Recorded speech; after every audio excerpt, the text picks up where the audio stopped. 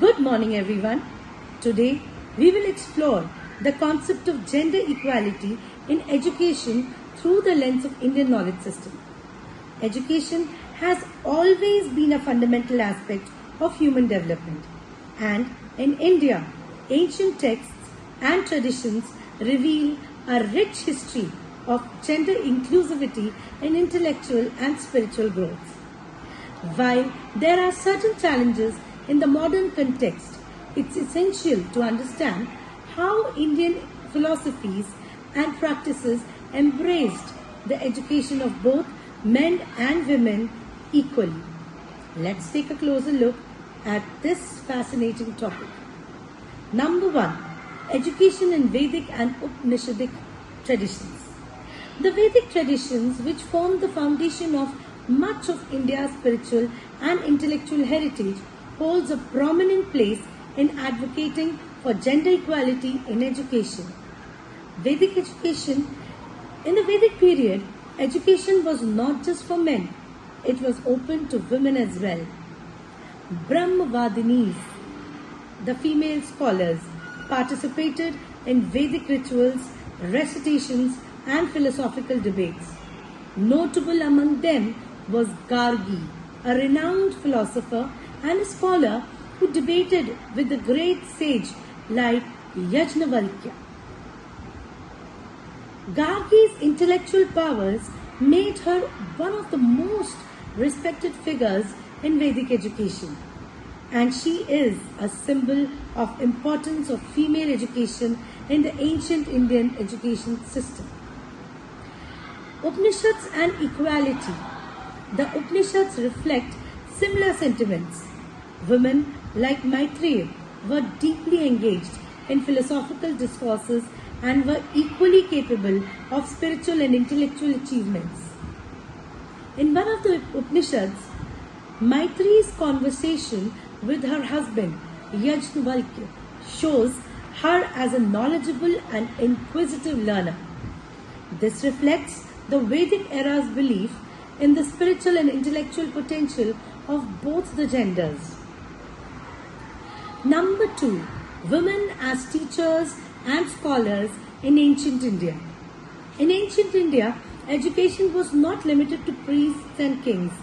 It was also imparted by women who held roles as scholars, teachers, and mentors. Maitreyi and Gargi, as mentioned earlier, Gargi was a teacher and scholar.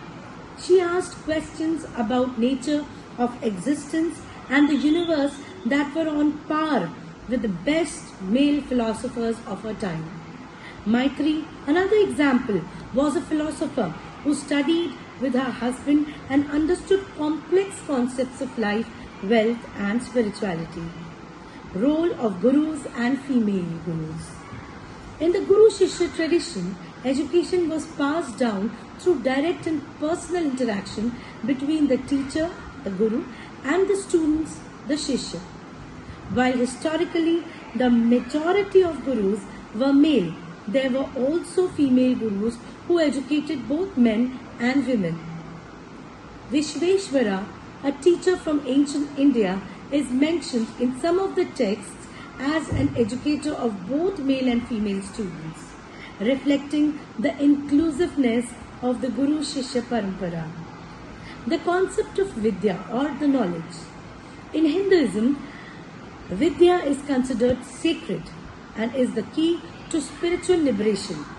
In texts like the Mahabharata and Ramayana, women were depicted as possessing Vidya, demonstrating the idea that knowledge is not gender bound but is a universal gift. Third, the role of education in the concept of dharma. In the ancient Indian society, education was closely tied to the concept of dharma, the moral and the ethical order of life. Both men and women were expected to fulfill their respective duties according to their roles in society. But education was seen as crucial for understanding and fulfilling these duties. The Dharma Shastra and women's education. While some Dharma texts like Manusmriti have been critiqued for their views on women's role in society, they also emphasized the need for women to be educated in certain fundamental aspects of life. Women were encouraged to learn the principles of righteousness, household duties, and spiritual wisdom. In these texts, it is often suggested that a well-educated woman is an ideal partner in marriage, contributing to the balance of family and society. Education as a means of liberation. The ancient Indian texts such as Bhagavad Gita and Puranas recognize that education is not just about worldly knowledge, but also about self-realization and liberation. The role of Shakti and feminine power in education. One of the unique aspects of Indian knowledge system is the reverence of Shakti, the divine feminine energy. Shakti represents not just power but also knowledge, creativity and learning. Shakti as the source of knowledge.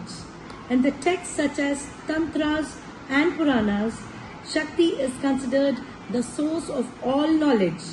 Goddess Saraswati, the deity of learning, arts and wisdom, is one of the most prominent figures representing the fusion of female energy and education. Her veneration in educational contexts suggests that the feminine aspect of creation is intimately connected with the process of learning and wisdom. Education of women in the Bhakti movement. During the Bhakti movement, female saints and poets like Mirabai and Andal wrote poetry that celebrated not only devotion but also education and enlightenment. Mirabai, in her bhajans and poetry, broke social norms and expressed that spiritual knowledge and love for God were open to all, regardless of gender. Modern context, reclaiming gender equality in education. While in ancient Indian knowledge system provided a relatively progressive view of gender equality, the contemporary knowledge landscape in India has faced challenges in achieving true equality. There were colonial influences, contemporary movements, all impacted the education system of both the genders drastically. In conclusion, the Indian knowledge system has long recognized the importance of gender equality in education, as seen through the figures of female philosophers, scholars, and spiritual leaders in ancient texts. Education in India was not only a tool for intellectual development but also a means for spiritual growth, where both men and women could equally attain wisdom, dharma, and liberation. Today, as we continue to advance in it is important to reclaim and reinterpret these ancient principles. The importance of gender equality in education, as seen through the figures of female philosophers, scholars, and spiritual leaders in ancient texts. Education in ancient India was not only a tool for intellectual development but also a means for spiritual growth, where both men and women could equally attain wisdom, dharma, and liberation. Today, as we continue to advance, it is important to reclaim and reinterpret that these ancient principles to ensure. Today, as we continue to advance, it is important to reclaim and reinterpret these ancient principles to ensure that education is truly inclusive and equitable for all, regardless of gender. Thank you.